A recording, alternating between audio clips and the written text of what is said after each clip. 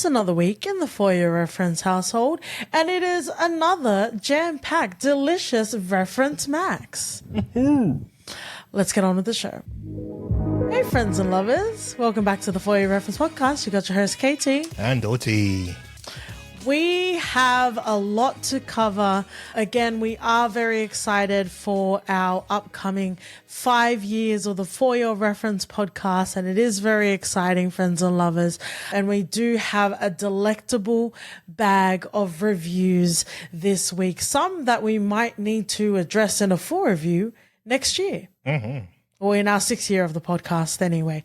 Let's get into Next Goal Wins. Thank you to the team at Searchlight Pictures / Disney. I had the opportunity to be on the red carpet, which was really great. And the video as well as audio interview is already available on the feed. Friends and lovers, OT, you've had a chance to watch it now. I have. So kick us off. All right. I had it as a heartwarming yet slightly disjointed tale. Strong performances, making it a charming underdog story. Okay, I think we have the same flavorings. Through the lens presented and intended audience, Next Goal Wins works best on surface. The Maori and Pacifica talent form the foundation of all its warmth. While there was warmth, I was yearning for effervescent heat. All right, OT, let's expound a little bit more. Let's get into the drills and the training of it all, if you will. I don't know what I expected. You know, when I watched this, I kept on thinking to myself, asking myself why a lot of the time. Why was this done in this way? And to me, you could have put anyone in that position as the coach. I don't think it could be Fassbender, it could be bloody Meryl Streep. It doesn't matter. I see a world where that could have happened, yeah. I just feel like the script and the direction of this held this movie back. There was a lot of, you know, like I love Taika, but him inserting himself as this caricature in the movie. You mean the caricature that his wife thinks he is?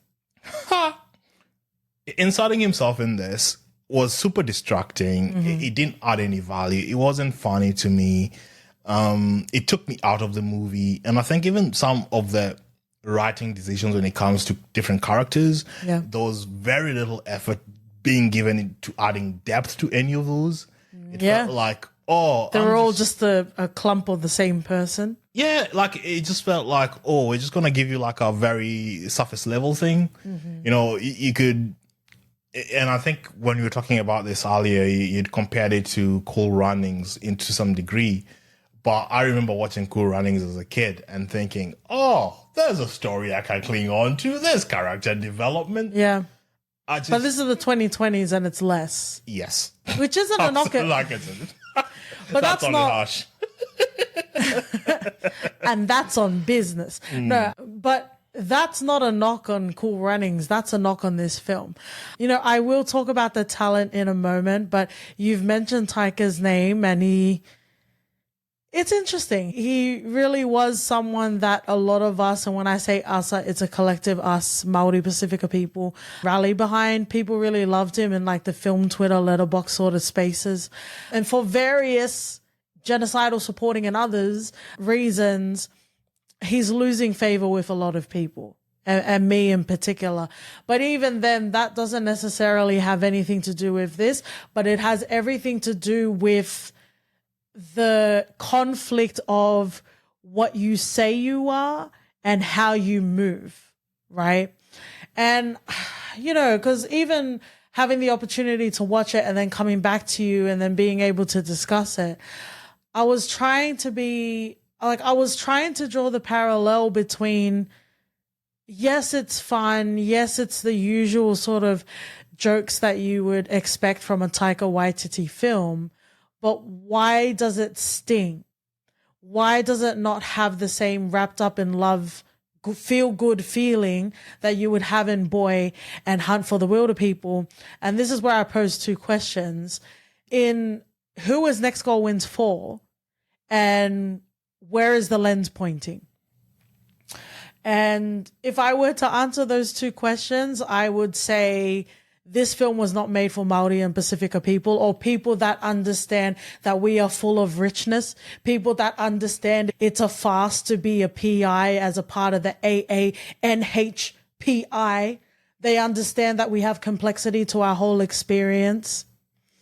And the lens would be seeing us as happy, smiling natives. And I don't care for that. I don't see a world where in the 2020s, someone like Taika Waititi, who is arguably is the Maori Pacifica person that has the most influence on a Hollywood stage, to have that executive sort of creative control, would create a film that waters down the very experience of who we are.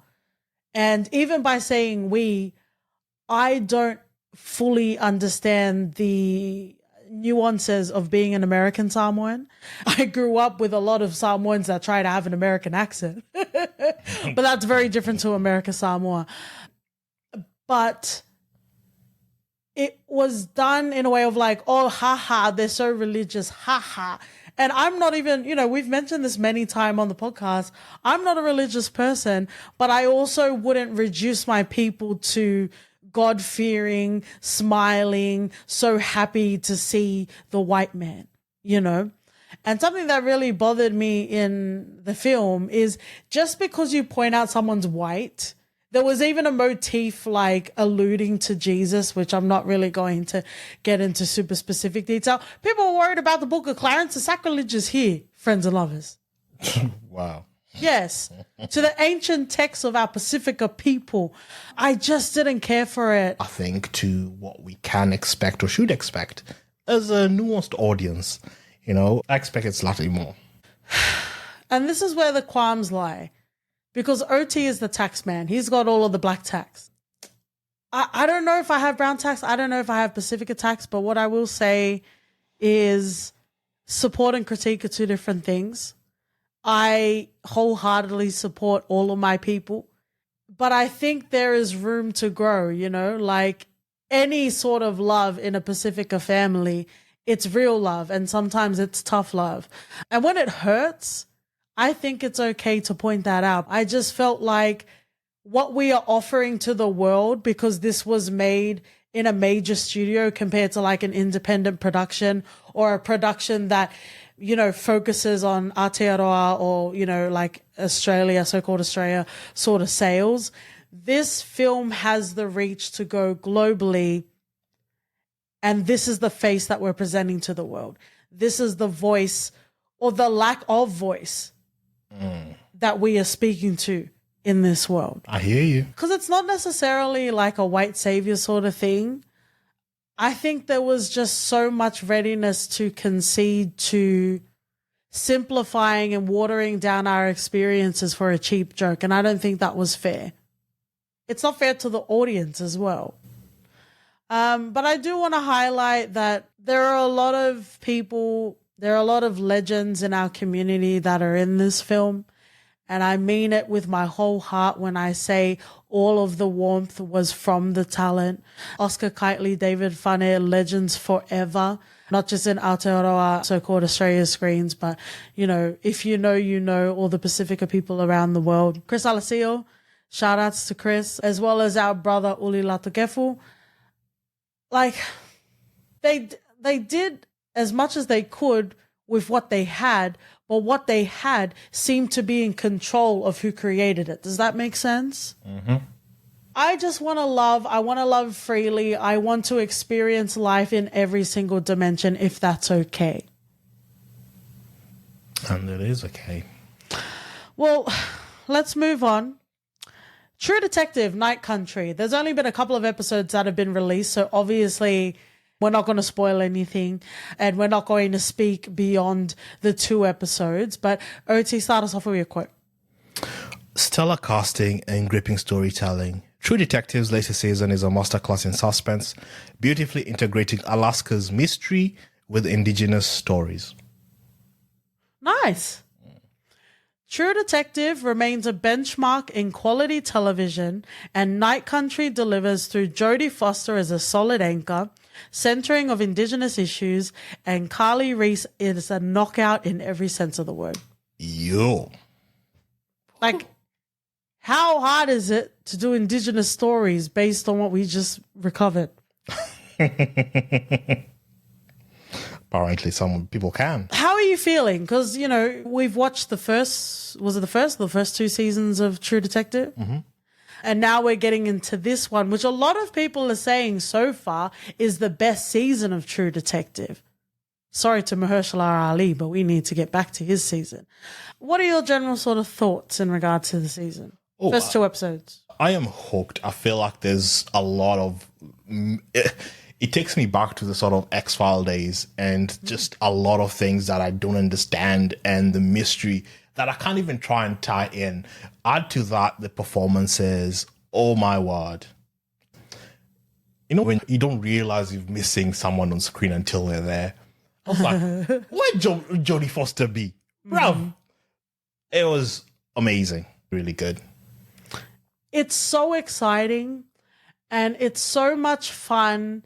Friends and lovers, recover from your hangover, you know, sit in a chair and come and fight me for Bradley Cooper. You hear nonsense wankery when it comes to acting. It felt so effortless watching Jodie Foster in this. Right. And the fact that she plays like this hateable character, but... Oh, she's fucking frustrating. But it doesn't matter. It does not matter at all. Amazing. I love that it also, shout outs to Carly because they also advocate for the missing and murdered Indigenous women and girls. And it's so important, especially in regards to her sister, but that's a story for another day. It's so important to have that. There are absolutely moments that I get a bit frustrated.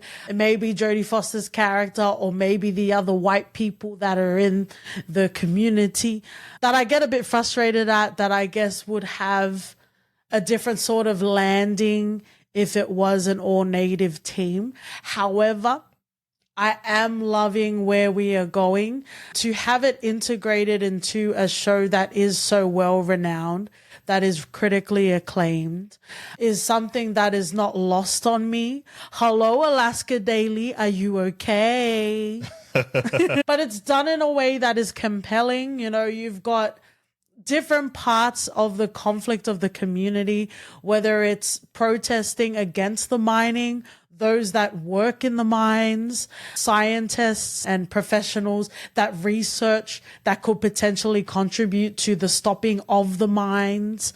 You know, it's such a rich world that we're already presented into. And I'm so glad that we have the opportunity. And thank you to the team at Binge for the screeners in regards to Night Country. Ooh, all good things happen in the dark, OT. Yeah, and Carly still the scenes in every moment. They command the presence. Literally obsessed. Literally obsessed. And it's so interesting seeing both of their characters butt heads. All right. Because they're so... They probably are not on the same passion level, but I guess the want for justice or their approach to seeking justice is very similar. So it's a spicy, muy caliente season that we have ahead of us, friends and lovers. But let's continue. We have Ted. Oh. Literally couldn't praise it more enough. I'm just telling you now, it's a 5 out of 5. Ted surprises with its humor and perfect casting. A delightful blend of whimsy and friendship. It's a refreshing dose of laughter in a serious, bloody world. Serious, bloody world. I love that. It feels like a palate cleanser where we watch a lot of stuff and then comes in Ted and just wipes all that away. It makes you feel refreshed. It's so fun. It has some truly laugh out loud moments that you would never expect in such a show. But it's like banger, banger, banger, banger, banger. Right? Like everything is funny. One of the surprises of this year so far. It's understandable to be weary, but the Ted series leverages and exceeds the movies. Setting a foul-mouthed Teddy in a coming-of-age works through humor, satisfying character arcs, and heart. Oh, OT, it's better than the films. I didn't 100% like was fully in love with the films. Like I liked them, I enjoyed them, but this was so much better. I think because it really committed to go there. I'm assuming it's a Peacock show, not an NBC show, because of the way that the show is made, and it really just allows itself to go there. Yeah, it does. It reminds me of Son of Zorn. Like Right. it's hard to succinctly explain how and why it works and why other shows that are similar to it don't work.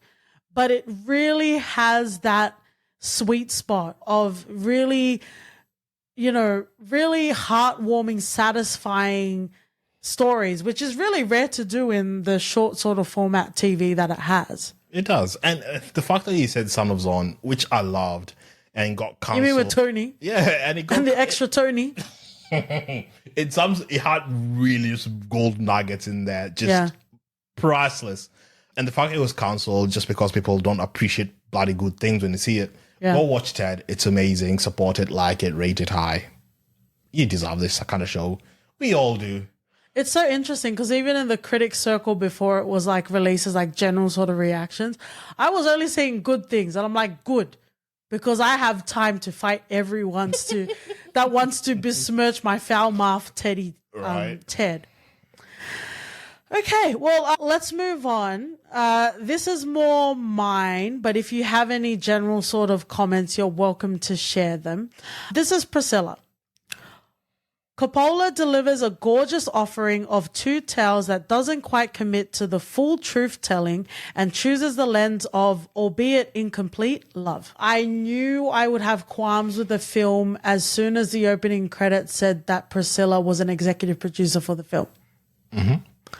It was based on a book, I believe, called Elvis and Me. I would say this film should be called Priscilla During Elvis, because even though it is more focusing on her, we don't know much about her outside of Elvis. Oh. I do have a lot of notes. I do have a lot of thoughts. Unfortunately, we're not able to go into depth because I don't want to spoil anything. But there was a considerable age gap. And it was interesting at how they tiptoed around it in the film, because they introduced Priscilla at 13 years old, but they neglected to mention that Elvis was 23 at the time. Oh, neglected, eh? They purposely crafted to not include it in the film.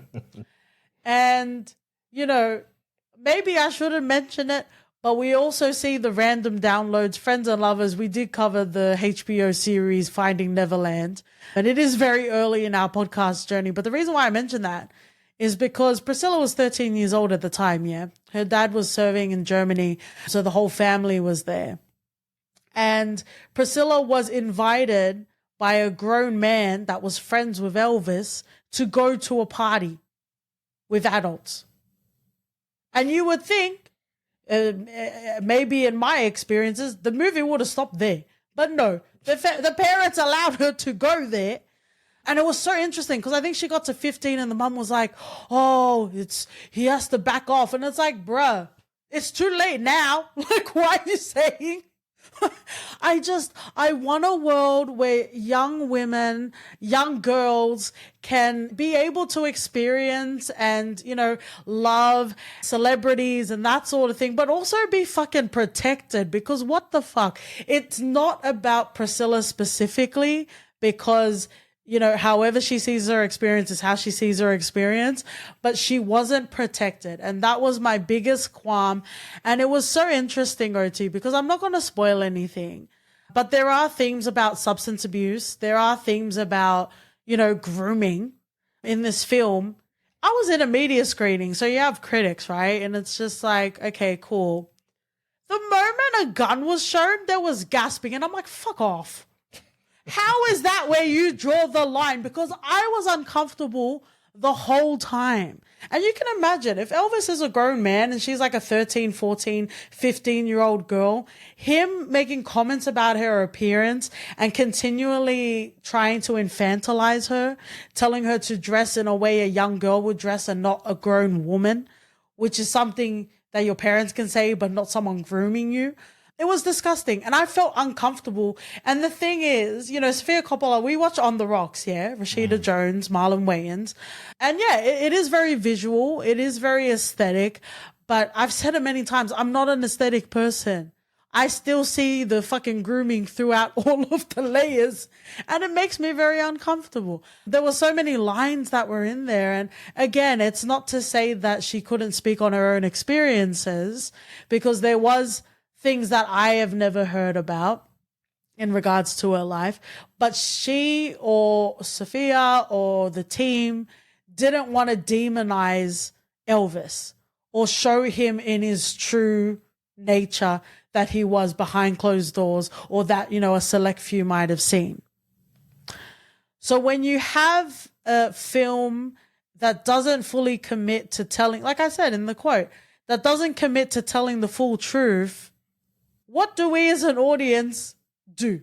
What are we supposed to get out of it, right? Which is maybe a gross thing to say, but I also didn't make a movie about it. I wish the world for young women, especially young girls of the world, to be able to experience joy and have fun, and also be protected from predators and protected by those that love you. You can say it was a different time, but bruh.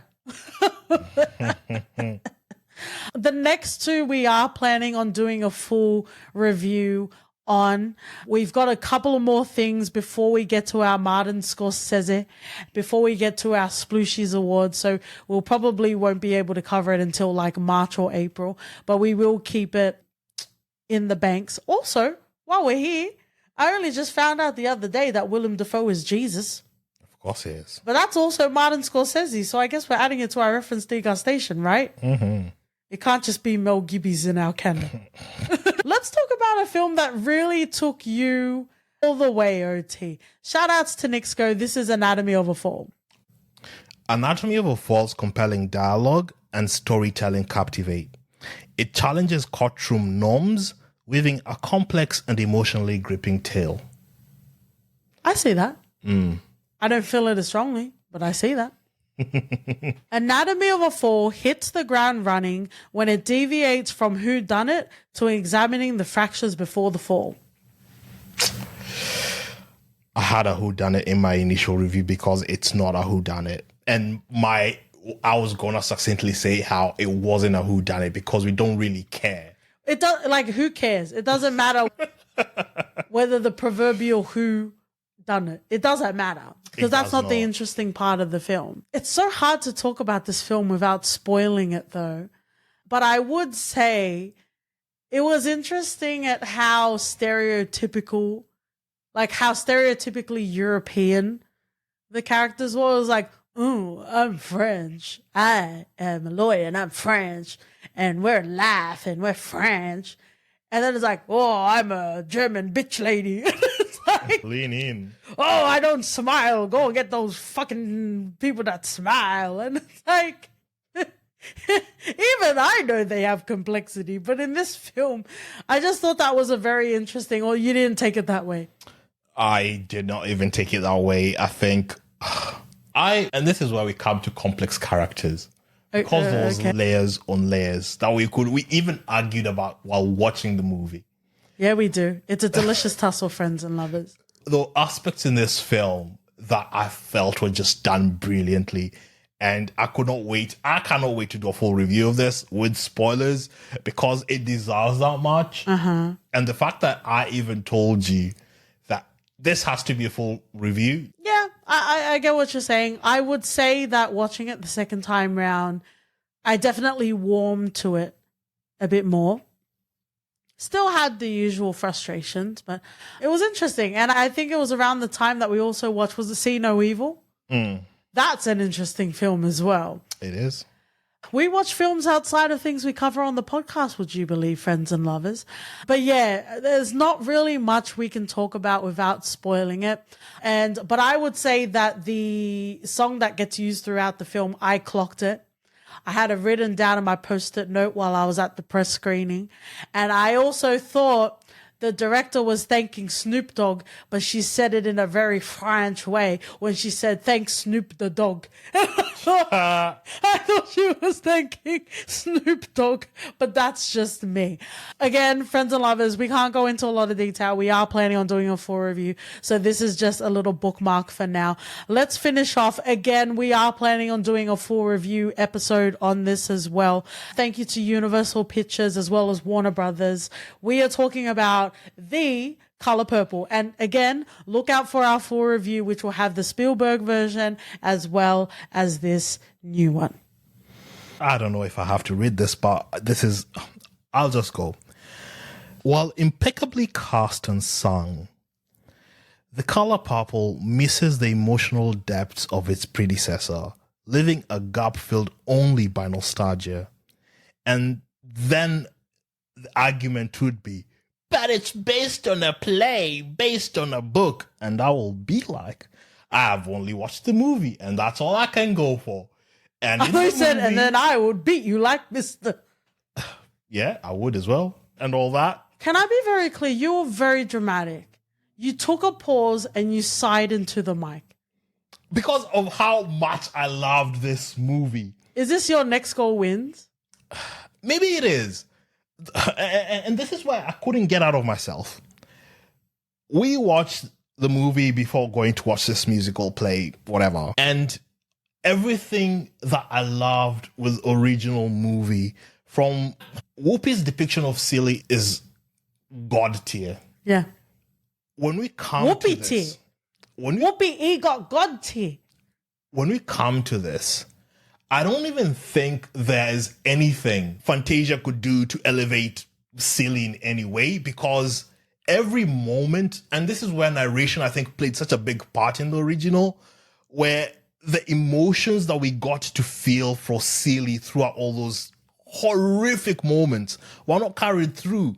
When they broke into song or whatever, yeah, the songs and everything else was stellar and perfect, but it still didn't feel as the gravitas wasn't there. Mm-hmm. And then you flip into the thing of Mr. being depicted as Mr. in the original version. I think you're getting into spoiler territory. Love. Okay, I think I'm getting into spoiler territory. I'm just going to say. Just sigh into the mic again. Okay, but it wasn't a terrible film, yeah? It wasn't a terrible film. Okay. I didn't have the feels. Okay, well, can I get into my quote if that's okay? Go for yours. The Color Purple embodies the richness in cinema, highlighting Black stories, talent, and joy. Creative choices delivered beautiful scenes and performances from the top-tier ensemble. However, lingering in moments would have deepened emotion. Yeah. Have you calmed down now? I've calmed down a bit. And, like, Danielle Brooks, oh my God. Yeah. I know she's talented, but going into this, I think that level just rose in my eyes because I didn't know what I didn't know.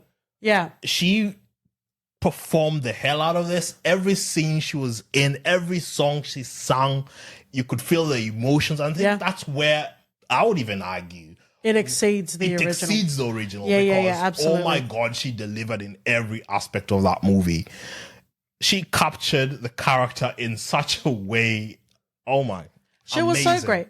I think I just want to say that the format of musicals, or this one in particular, the scenes were shorter because the exposition happened through the songs. So where you would have a usual sort of narrative film where you can elongate and simmer and, you know, live through the uncomfortable lingering in moments, you don't get that in musicals, right? So I would say that perhaps is why the emotional resonance didn't necessarily work for us. There's so much we can talk about, but obviously we don't want to spoil it. But I do want to finish with, and it is about The Color Purple, and it's about a lot of other things as well. You know, I talked earlier about supporting a film or supporting films that are important in the industry is different from critiquing. So I guess right off the bat, would you support that people should go and watch The Color Purple? Go watch it with your family. It's the performances are so good. You'd love it. You'd love it. Okay, so that's the main thing. Go and watch The Color Purple. Let's have a delicious conversation about it. We don't have the time to talk about it, but it was mentioned through the strikes. It was mentioned, we say it throughout our podcasts as well. We're starting to see the effects of the strikes and the continued effects of the strikes, and Black, brown, Indigenous shows are being cancelled left, right, and center. We're talking about rap shit. We're looking at box office sales. The Book of Clarence is very interesting because, anything to do with Jesus, Christians are very scared of. But even then, looking at the box office for that particular weekend, The Color Purple had a similar sort of performance as well. So it's important to support the arts. It's important to support Black cinema. It's important to support brown cinema, which is why we covered Next Call Wins. But it's also important to support Indigenous cinema. And our podcast is a way to dissect and to analyze, but I don't necessarily get off on telling people to watch something or don't watch something. But if it is to support, then yes, you should go and watch it. Oh, definitely. Go support this movie. Daniel Brooks, Taraji, Fantasia, all do amazing job in this. Her. Yeah. All stellar performers. Coleman Dominguez. Yeah.